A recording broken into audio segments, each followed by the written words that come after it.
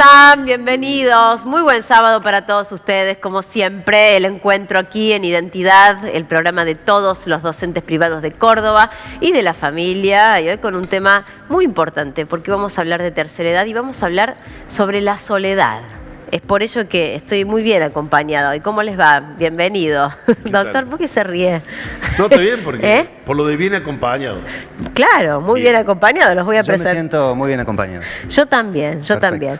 Nos acompaña justamente el licenciado en Psicología Gustavo Oña y el doctor Carlos Pressman, gerontólogo, médico, para hablar de esto de la soledad, ¿no? ¿Es una cuestión más de la tercera edad hablar de soledad? No. Hay más estudios, más trabajos hechos en adultos mayores, digamos, porque hay dos factores que irrumpen como elemento de soledad en la gente grande, que son la jubilación, que digamos se aísla de los ámbitos laborales de encuentro, o la viudez.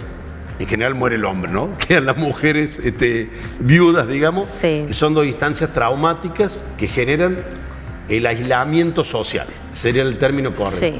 Y después hay que diferenciar claramente lo que es la soledad física de la percepción de soledad, que es un elemento trascendente, digamos, ¿no? Porque uno puede vivir solo, pero no percibirse solo. La pregunta médica debe ser, ¿usted se siente solo? ¿No? Independientemente si vive solo o acompañado, digamos. Sí. Si el paciente se siente solo o se percibe solo, aumenta el factor de riesgo de enfermedad y de muerte. Sí. Es más, hace poquito se publicó un trabajo de la Asociación Americana del Corazón, la American Heart, incorporando la sensación de soledad, o sea, el aislamiento social, como un factor de riesgo para enfermedad cardíaca y vascular cerebral, con un impacto de riesgo del 30%.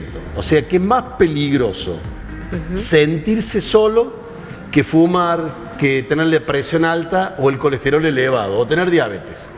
O sea que el factor de riesgo de sentirse solo es un factor de riesgo de enfermedad. Por eso aceptamos con el licenciado Oña el convite de hablar del tema de la soledad como un elemento trascendente en la salud de las personas. Y que no es una cuestión de edad, ¿no, Gustavo? Y me parece que no. Me parece que no, porque habría que ver realmente, digamos, qué es sentirse solo, ¿no? Sí. O sea, qué lleva a una persona a autopercibirse estar sola, ¿no es cierto? Y me parece que atraviesa todos los ciclos vitales de todas las edades, ¿no? Sí. Evidentemente, me parece que puede haber etapas en la vida de las personas que tenga como mayor incidencia la adolescencia, los adultos mayores, ¿no? Que son etapas bastante... hace falta mucha energía en esas etapas, ¿no? Claro. Porque en un momento estamos construyendo y en otro momento es un momento de balance. Claro. ¿No? Ya en una etapa intermedia me parece que son más las cuestiones. Yo creo que la cuestión laboral debe influir también muchísimo, porque uno conectado permanentemente al ritmo y a la rutina de trabajo y de repente, como decía el doctor, la jubilación, ¿y ahora qué hago? Debe ser un quiebre, digo, muy grande que vive la persona. No, este trabajo que cito habla de gente joven, adolescente, digo, estos programas que ven los docentes, digamos. Sí. Es lo que llaman ellos la generación Z, que está entre 18 y 22 y 25 años, que en la pandemia se sintieron especialmente solas, pues son chicos jóvenes que están en las redes sociales, que tienen una vida de virtualidad, pero solos, y que a su vez en la pandemia tuvieron el aislamiento social. Claro. Entonces hay una descripción, estamos estudiando todavía este fenómeno, de que el aislamiento social en los jóvenes en la pandemia, ¿no? Que están en las redes, y los adultos, la tercera edad, que también fue el grupo más protegido en la pandemia, un aumento de la incidencia en la enfermedad, no tanto de la enfermedad, sino de factores que conducen a la enfermedad. Sí. Aumentó el tabaquismo, aumentó el alcoholismo, aumentó el consumo de sustancias, aumentó el sedentarismo, porque claro, nos quedamos quietos, aumentaron los trastornos del sueño, aumentaron los cuadros depresivos. Entonces todo este conjunto de enfermedades que tienen como núcleo el sentirse solo, porque esa es la causa principal. Sentirse solo desencadena todas estas otras patologías que aumentan la enfermedad cardiovascular. Digo, pensando en lo que consumimos también, jóvenes, adultos mayores, series, películas, donde nos muestran, ¿no?, que necesitamos siempre a otro para estar completos, para disfrutar de la felicidad, ¿no?, de encontrar esa media naranja que nos muestran las redes. ¿Cómo influye todo este consumo que hacemos permanentemente a la hora de no sentirnos solos? Bueno, definitivamente el otro es indispensable, ¿no? Hay que ver, digamos, qué otros encontramos nosotros, ¿no? Recién cuando Carlos hablaba del tabaquismo, el alcoholismo, sí, pensaba, digamos, como manera de mal acompañarse. Claro. Sí. ¿No? Me parece que hay no es una buena compañía. No es una buena compañía. No. ¿No? Ni tampoco sirve para ahogar las penas el alcohol, porque las penas son las mejores nadadoras del mundo. Hay que ver primero, digamos, qué nos puede llegar a acompañar, ¿no? Sí. Qué sentirse solo y qué buscamos como nexo con el afuera, ¿no? Sí. Me parece que es un proceso de búsqueda, definitivamente, para ver con qué nos encontramos del orden de lo saludable, ¿no? Porque me parece que las propuestas de los objetos y la sociedad, ¿no?, en esta lluvia de objetos, como se dice, sí, bueno, me parece que siempre la idea es ir tapando una carencia, ¿no? Claro. Pero bueno, las nuevas propuestas, siempre inaccesibles, los nuevos objetos, las nuevas cosas, el consumismo, me parece que van armando eso de siempre esa sensación de carencia, que me parece que se equipara ¿Cuándo nos bastante debemos bien. preocupar? Digo, ¿cuáles son los síntomas de la soledad? ¿Cuándo me doy cuenta de que tengo que buscar ayuda? Está buena esa. Qué buena pregunta. A ver, ¿qué es lo que sabemos ahora? La soledad, o mejor dicho, sentirse solo, se equipara a lo que se llama el estrés crónico.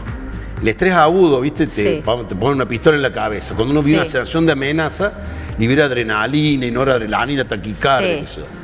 El sentirse solo, percibirse solo, es un estrés crónico que genera una cantidad de cambios de estrés en el cuerpo humano que libera otras hormonas, libera corticoides, cortisol, insulina, y que aumenta una cantidad de requerimientos biológicos que predisponen a comer dulces, tomar alcohol o buscar alguna sustancia porque se altera el sueño.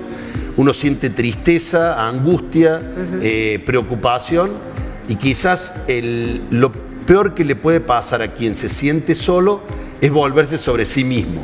Por eso me parecía interesante lo que decía el licenciado Oña, que el primer síntoma de sentirse solo es negarse a la posibilidad de que el otro forme parte de uno, digamos. El ser humano funciona socialmente, digamos, ¿no?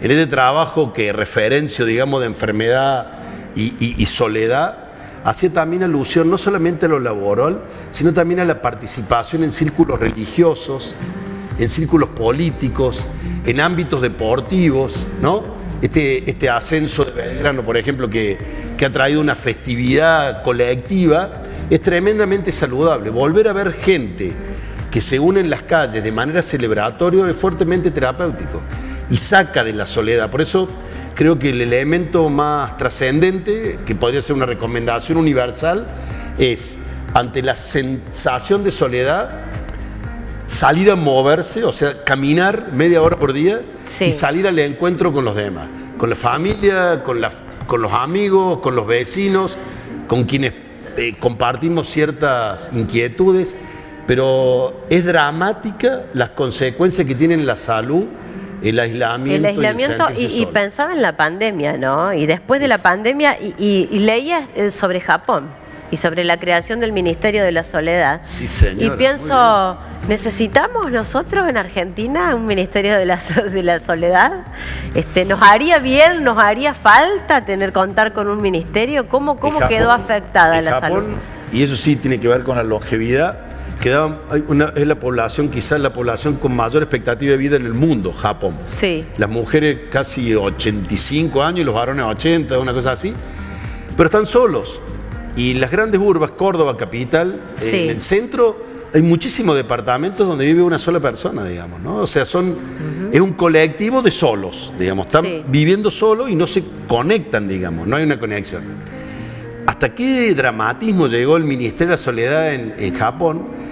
que las cárceles se llenaban con adultos mayores que cometían un delito mínimo para que los llevaran a un lugar donde estuvieran con otros. Claro.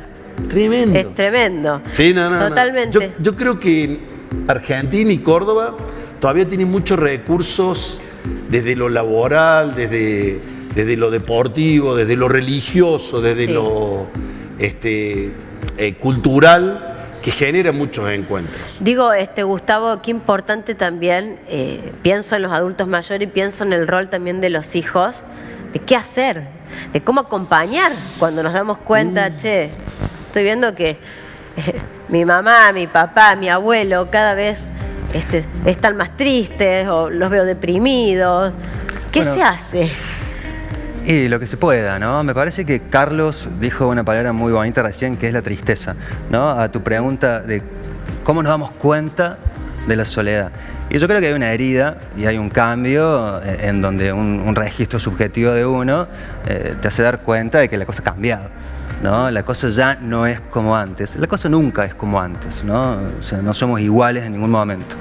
Pero me parece que la tristeza, la incapacidad para sentir placer, para disfrutar, me parece que son signos bastante evidentes de que uno está necesitando algo. Evidentemente de uno que tiene que ver con el otro, ¿no? Y recién hablábamos fuera de aire esto de que la alegría, ¿no? Me parece que hay que... Carlos decía lo de Belgrano, la alegría de Córdoba, de gran parte de Córdoba, ¿no?